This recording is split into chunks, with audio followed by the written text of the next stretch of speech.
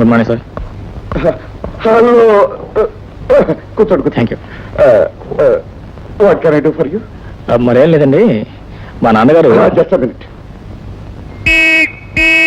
202. Yes sir. కమానేసి అందరూ జాగ్రత్తగా ఉండండి. ఇప్పుడు చెప్పండి. ఎవరండి? మా నాన్నగారు నన్ను వెతుకుంటే ఈ ఊరు వచ్చారండి. వారికి కూడా ఏదో అదేం లేదు. మా మామయ్య గారు, అదే వీళ్ళ నాన్నగారు. అబ్బా తెలుసమ్మా, మీ ఆయన గారు తండ్రి గారు మీకు మామగారు కాక మీకు తండ్రి గారు అవుతారా? విషయానికి వచ్చేయండి. అదేనండి, మా నాన్నగారు వెతుకుంటే మేము ఆ ఊరు వెళ్ళామండి. మేము ఆయన ఎత్తుకుంటే ఆ ఊరు వెళ్ళాము. తీరా అక్కడికి వెళ్ళేసరికి ఆయన లేరండి. ఆయన వెతుకుంటే మళ్ళీ ఇక్కడికి వచ్చాము. బస్ స్టాండ్ లో, రైల్వే స్టేషన్ లో, పార్క్ లో అవి ఇవి తిరిగాం కానీ కానీ ఎక్కడ కనిపించలేదు. అదే ఇదే కంప్లైంట్ మీకు ఇద్దామని. Correct correct. ఈ దుర్ముహూర్తం గ్రేట్ దగ్గరికి వచ్చారు, అవునా? ఇక చూడండి, 10 నిమిషాల్లో నా మేధస్సు, నా శక్తినంతా ఉపయోగించి ఎక్కడున్నా సరే వెతికి మీ నాన్నగారిని ఇట్టే పట్టేస్తాను. 1 minute.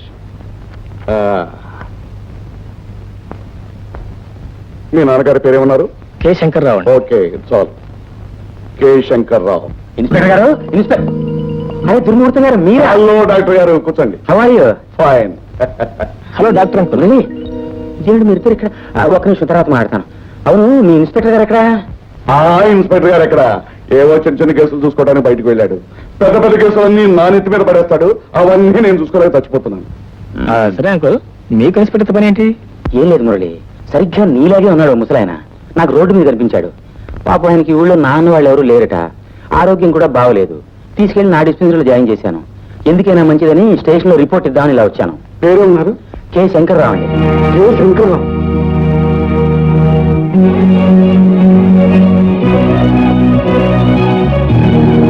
ఆయనే నేను చెప్పింది శంకర్రావు.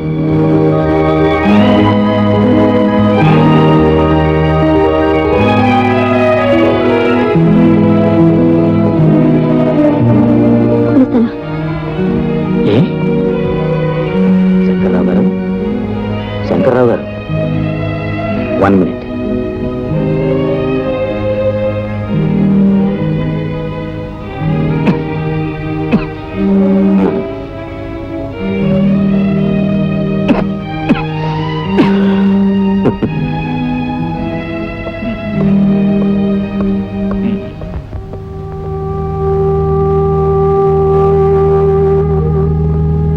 ప్రయోజకుడైన కొడుకు, శ్రీమంతురాలైన భార్య ఉండి కూడా ఎవరు లేని ఏ కాకిల ఆసుపత్రిలో చేరాల్సిన దుస్థితి పట్టింది మావయ్యకి. రాధ, జరిగిన విషాదం అంతా నీ ద్వారా విన్న తర్వాత కూడా మా అమ్మ నాన్నని కలపలేకపోతే నా జన్మ సార్థకత ఉండదు. అందుకే ఎలాగైనా మా అమ్మని హాస్పిటల్ రప్పించాలి. వచ్చిన తర్వాత వాళ్ళిద్దరిని ఇక్కడే కలపాలి. ఎలా? ఎలాగనేది మన ఇద్దరం ఇంటికి వెళ్ళి జాగ్రత్తగా ఆలోచిద్దాం. ఓకే, రా వెళదాం. అవును, మనం అనుకున్నాయన్ని గుర్తుపెట్టుకున్నావు కదా? గుర్తుంది. నేను గుర్తు పెట్టుకోవడం కాదు, మీరు బ్రహ్మాండంగా నటించాలి. నటన ఆ విషయం నాకు వదిలేవా? యాక్టర్ నువ్వు చెబుతావంటే. సరే, డాక్టర్ మీకు తెలుసా? చెప్పాను, ఆయన రెడీగా ఉన్నారు. మీరు కేకలు పెట్టలే, ఆలస్యం. అది మన చేతిలో ఉందో, నోట్లో ఉంది, చూడు. అమ్మా అమ్మా అమ్మా, కడుపులో నొప్పి. కేక పెట్టండి. అమ్మా అమ్మా, కడుపులో నొప్పి. అమ్మా, కడుపులో నొప్పి. అమ్మా, బొప్పుడు నాకు తెలియట్లేదమ్మా. ఆయన పైన కడుపు మెట్ల నుంచి పేరు. అమ్మా అమ్మా అమ్మో, అమ్మా నువ్వు డాక్టర్ ఫోన్ చేయి.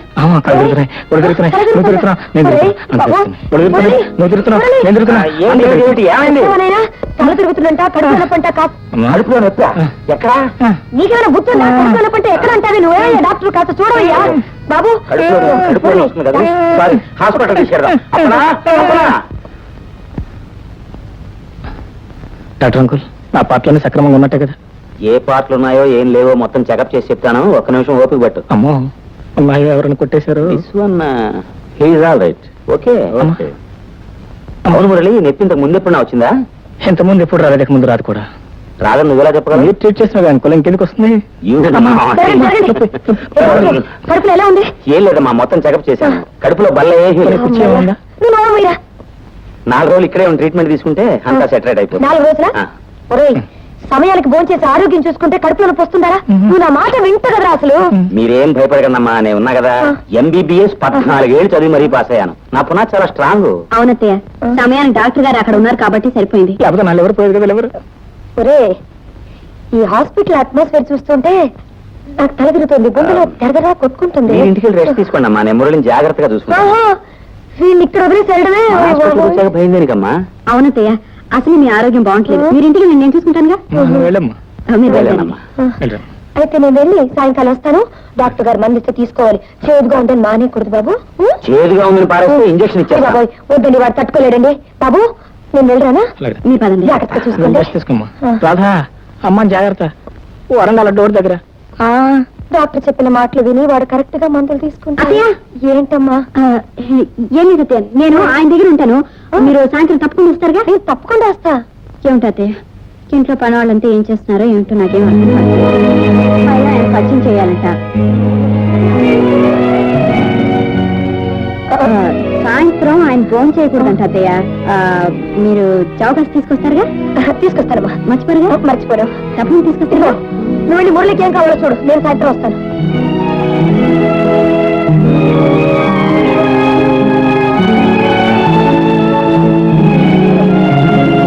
ఆయన పేరు శంకర్రావమ్మ. ఇప్పటికే ఆయన వ్యాధి చాలా ముదిరిపోయింది. ఆపరేషన్ చేయకపోతే నయం అవటం కష్టం. మరి ఇంకెందుకు ఆలస్యం చేస్తున్నావు? ఆయన బాధపడుతోంది ఒక్క జబ్బుతోనే కాదమ్మా, మానసికంగా చాలా కృంగిపోయాడు ఆయన. వివరాలు అడిగితే తనకి వెనక ముందు ఎవరు లేరని నిరాశ నిస్పృహలు కనపరుస్తున్నాడు. పైగా ఆపరేషన్ చేయడానికి 5,000-6,000 అవుతుంది. ఆయన ఇచ్చుకోలేడేమోనని. 5,000గా? ఆ డబ్బు నేను ఇస్తాను, నువ్వు ఆపరేషన్ చేయి. డబ్బు మీరిస్తారా? అమ్మగారు, ఆయన మీకేమన్నా బంధువా? ఇదిగో, ఆయన డబ్బు లేని పేషెంట్, ఆయన బ్రతకాలి. నువ్వు అనవసరంగా ఎందుకు మాట్లాడుతున్నావు? వెంటనే వెళ్ళి ఆపరేషన్కి ఏర్పాట్లు చేయి. వెళ్ళి ఇక్కడి నుంచి. అలాగేనమ్మా, అలాగే.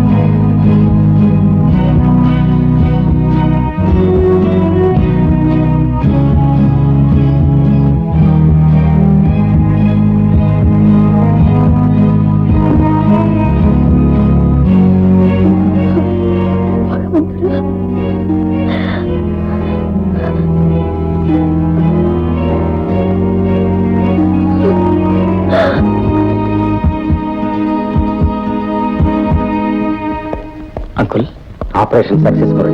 Thank you. He'll be all right. మీరు నా ఈ జన్మలో తీర్చుకోలేండి డాక్టర్ గారు.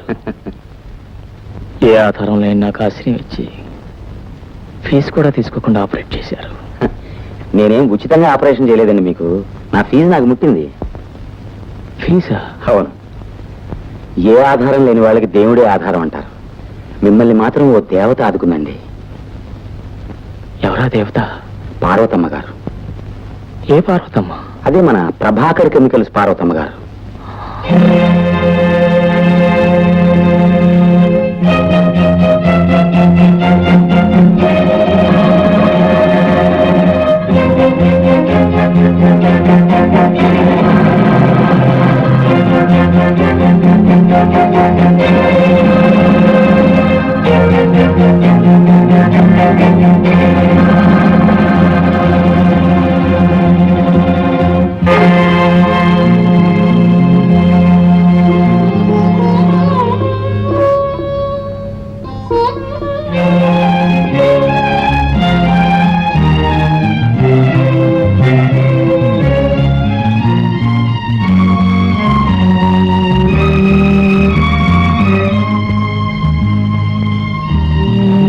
ఆపరేషన్ మీద డబ్బు ఇచ్చావు?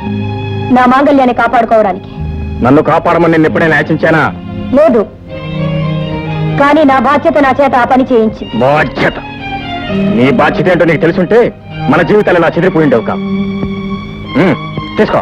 ఏమిటది? అదే నువ్వు నా మీద కురిపించావే దయాభిక్ష.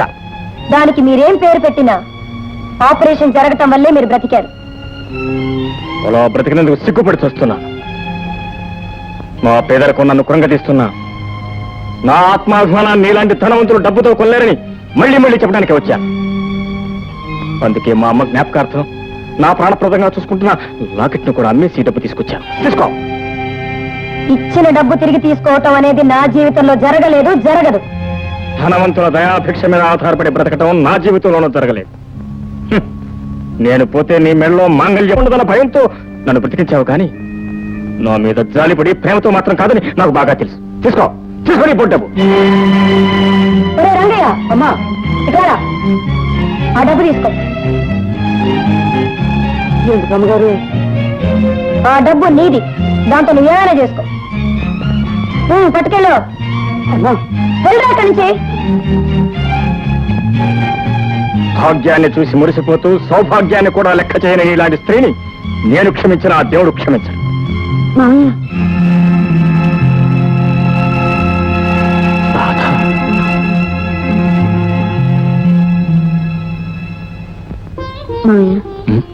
ఇతనే మీ అబ్బాయి. నాన్న, నాన్న,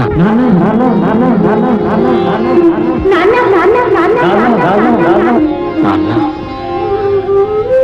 నీ పరిస్థితుల్లో నాన్న నాన్న అని పదే పదే అనిపించుకోవాల్సిన ఈ మాటలు నీకు 25 ఏళ్ళు వయసు వచ్చిన తర్వాత తొలిసారిగా వినాల్సి వచ్చింది. మన మధ్య రక్త సంబంధం తప్ప ప్రేమ బంధం చోటు చేసుకోలేదు నాయన. ఇది మన దురదృష్టం. విచారించకండి నాన్నగారు, త్వరలోనే అన్ని బంధాలు చక్కపడతాయి. చక్కపట్టు ఇంకా ఏం చక్కపడతాయి నాయన. అన్ని బంధాల్లోకి ముఖ్యమైన అనుబంధం నా జీవిత బంధం ఇలా తయారైన తర్వాత రాధ, నువ్వు ఇంట్లో ఒక క్షణం కూడా ఉంటాను వెళ్ళేది. అద అన్న మురళి, రాత్రి వెళ్ళని. అది కదమ్మా, వాళ్ళు అనవసరంగా మాట్లాడకు. రాత ఎవరని తెలియనప్పుడు నేనే ఇక్కడ ఉండమన్నాను, కానీ ఇప్పుడు నేనే వెళ్ళమంటున్నాను. రాధ ఎవరో ఇప్పుడు మాత్రం నీకు తెలుసా? కేవలం నా మేనకోడలే కాదు, ఆనాడు నీ దురహంకారానికి నీ మూర్ఖత్వానికి బలైపోయి సమయానికి వైద్య సహాయం అంతగా దారుణంగా చచ్చిపోయాడు నా మిత్రుడు శ్రీధర్రావు. ఆ శ్రీధర్రావు కూతురే ఈ రాధ. ఈ రాధ తండ్రి చావు కారణం నువ్వైతే నీకు జబ్బు చేసి చావు బ్రతుకుల్లో కొట్టు పెట్టాడుతూ ఉంటే నీకు అహర్నిశలో సేవ చేసింది ఈ Radha. You ungrateful creature. Murali, అది కదమ్మా, నువ్వు ఇప్పుడు ఆలోచించవలసింది వాళ్ళ గురించి కాదు, నా గురించి, మన పరువు గురించి. అమ్మా, నువ్వు రాత్రి మర్చిపోవాలి. అమ్మా, అది మన పరువు గురించి. నా మీద ఏమాత్రం గౌరవం ఉన్నా మీ నాన్న నువ్వు కలుసుకోకూడదు. అమ్మా, అది నా గురించి. చూడు, నువ్వు వెంటనే వెళ్ళి గీతం తీసుకురా. ఇది నీ గురించి. వెళ్ళు, వెళ్ళి గీతం తీసుకురా.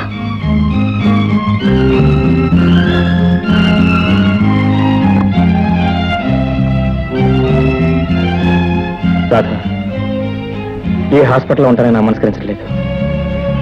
మనం ఇక్కడ క్షణం కూడా ఉండొద్దు, మనం వెళ్ళిపోతాం. మావయ్య, మీరేదో ఆవేశంగా మాట్లాడుతున్నారు. ట్రీట్మెంట్ పూర్తి కాకుండా వెళ్ళిపోవడం లేదమ్మా, మనం వెళ్ళిపోవాల్సింది. చూడండి శంకర్రావు గారు, ఇప్పటి వరకు మీ వైద్యానికి చాలా ఖర్చు అయింది. ఇంకో 10 రోజుల పాటు జాగ్రత్తగా మందులు వాడితే గానీ మీ ఆరోగ్యం పూర్తిగా కుదరపడదు. అవును మావయ్య, లేకపోతే చేసినంత వృధా అవుతుంది. ఈ ఊర్లోనే ఏదైనా ఇల్లు అద్దెకి తీసుకుని ట్రీట్మెంట్ చేయించుకుంటే బాగుంటుంది. Correct correct. ఇల్లు అంతే జ్ఞాపకం వచ్చింది. శంకర్రావు గారు, మీ అదృష్టం కొద్దీ మా పక్కన నిన్నే ఖాళీ అయింది. నిజమేనా? అందులో ఉంది కానీ ఏ మావయ్య?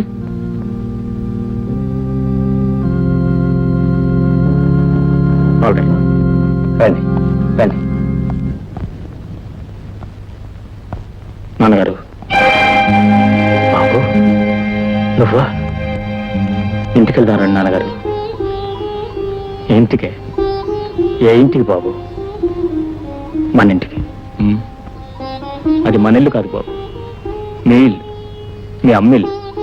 అమ్మిల్లు నాన్నిల్లు అంటూ రెండు లేవు నాన్నగారు. మనందరికీ ఉన్నది ఒకటే ఇల్లు. ఆ ఇల్లు కళకళలాడుతూ ఉండాలంటే మీరు మేము అంతా ఒకే చోట ఉండాలి, అంతా ఆనందంగా ఉండాలి.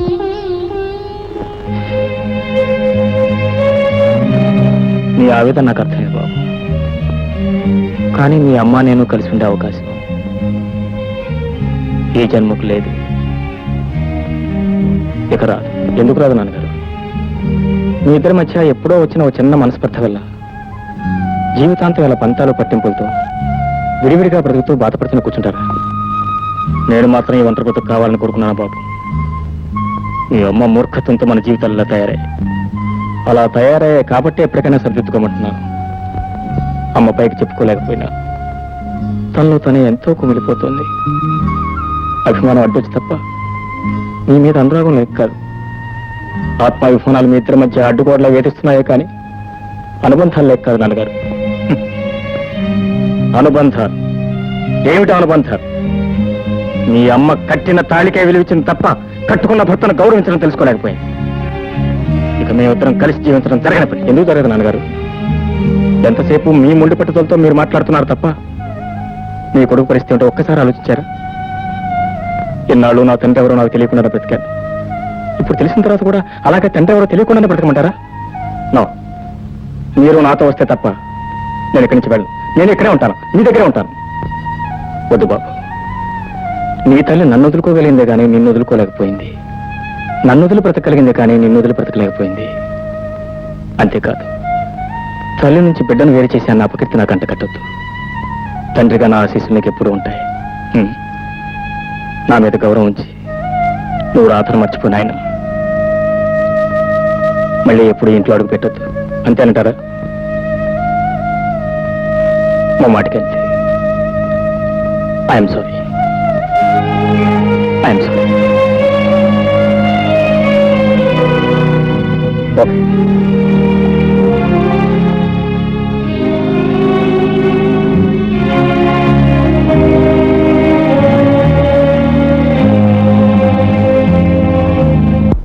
పళ్ళరసం తీసుకున్నావయ్యా. ఎందుకమ్మా ఈ పళ్ళ రసానికి వాటికి అనవసరంగా డబ్బులు ఖర్చు పెడతావు? ఖర్చుల గురించి చూసుకుంటే ఆరోగ్యం ఇలా బాగుపడుతున్నావయ్యా. ఏమిటో నీ చేదస్తాం. ఏమిటమ్మా శబ్దం? ఏం మావయ్యా? ఏదో శబ్దం అయినట్టుంది. నేను చూస్తాను, మీరు పళ్ళరసం తీసుకోండి. పోయి చూడు.